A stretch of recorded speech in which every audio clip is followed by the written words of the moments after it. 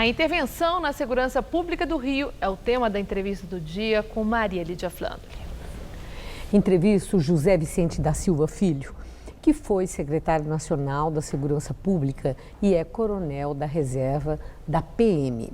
Muito obrigada por estar conosco, coronel. Boa noite, Maria. Bom, não há consenso sobre a intervenção na segurança pública do Rio de Janeiro. São muitas as leituras e elas variam desde que é um mero ato de marketing político do presidente Temer para resgatar uma aprovação que ele nunca teve, ou é o primeiro passo, que é um outro limite de avaliação, o primeiro passo para a expansão de intervenção militar no resto do país.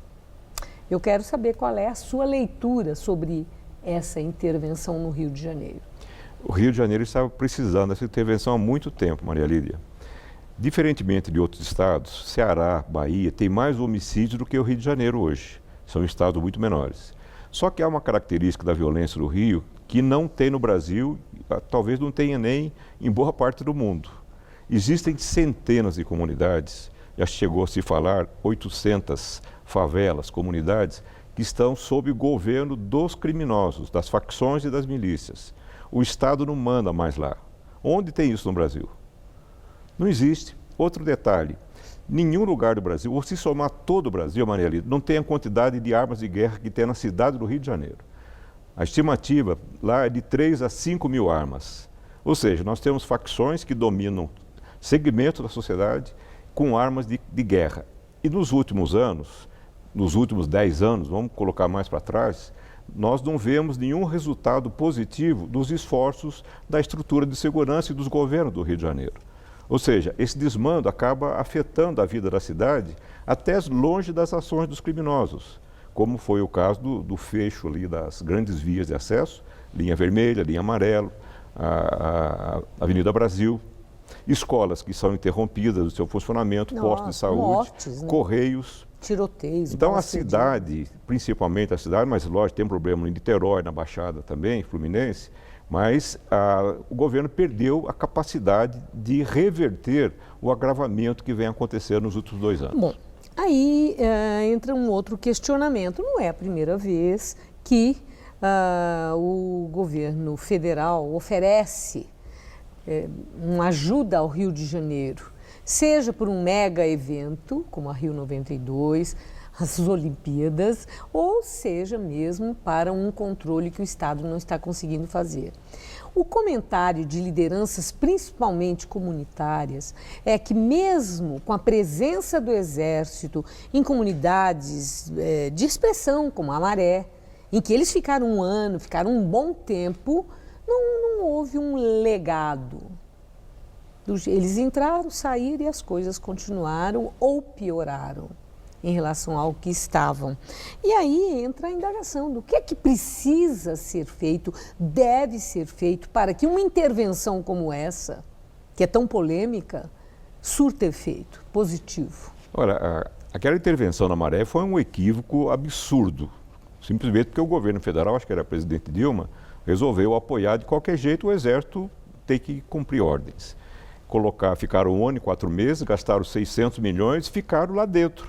Não é assim que se faz o trabalho cooperado Força Armada e as polícias locais. O que estava acontecendo, Maria Lídia, com o aporte de recursos federais, a partir de julho do ano passado, era uma ajuda. Nós tínhamos, então, 2 centros de poder da segurança pública, da tropa de quase 10 mil homens, das Forças Armadas e mais da Força Nacional, e mais da Secretaria da Segurança. E eles não estavam se entendendo. Na hora de fazer uma operação, como é que nós vamos fazer? Quando? Quantos? Em situações de crise, como é o caso em vários outros contextos, mas especialmente de segurança, não pode haver duplo comando, Maria Lídia. Com a centralização de comando no interventor, e não é uma intervenção militar, ainda que o interventor seja um general. Mas nesses casos, tendo uma única autoridade, ele tem o poder que nenhum secretário tem, nenhum governador tem, sobre os instrumentos de segurança, as polícias, civil, militar, inclusive Polícia Federal, as Forças Armadas. Agora, o planejamento é unificado. Não precisa pedir licença para ninguém, dá-se ordem e as coisas acabam acontecendo. Mas nas redes sociais, lá no Rio de Janeiro, as lideranças dessas comunidades estão expressando temor.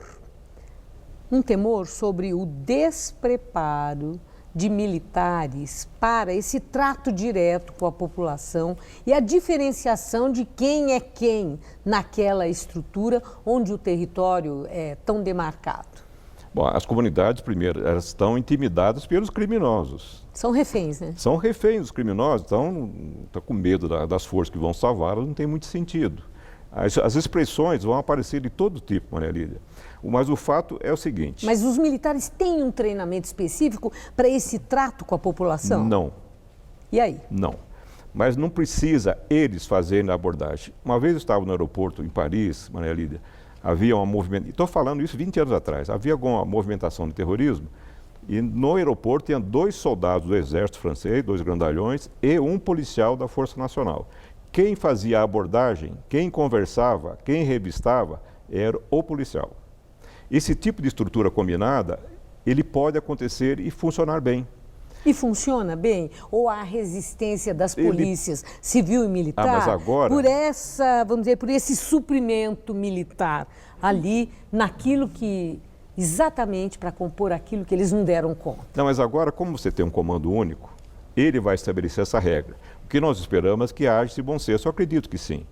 O general Braga Neto, que é o comandante, ele fez o trabalho dos Jogos Olímpicos, da segurança, ele está há 1 ano e meio no Comando Leste, lá no Rio de Janeiro, ele está há 6 meses fazendo acompanhamento e dialogando, fazendo pontes com as polícias civil e militar do Rio de Janeiro, nesses 6 meses que está essa tropa emprestada. E um detalhe importante, Maria Lídia, nenhum civil teria condição de assumir esse cargo. Porque a logística que o general tem como preparo, só esses oficiais generais que tem no Brasil. Lidar com essa complexidade toda, quem faz isso? Um grande gerente de banco? Ninguém tem para um contexto estressante como é da segurança. E qual é a missão? É tão somente essa de resgatar a segurança, a ordem, o direito do cidadão de viver em paz com segurança, ou é também a de um saneamento da instituição da polícia, do combate à corrupção, aquilo que estão chamando de limpeza na banda podre da polícia do Rio de Janeiro? É tudo isso, Maria Lídia. Eu lembro que quando houve a Revolução da Segurança na cidade de Nova York, o prefeito Giuliani, ele desenvolveu 7 estratégias. A 7ª delas era tolerância zero à corrupção na polícia. Uma polícia corrupta, ela não consegue vencer a violência, por uma série de razões.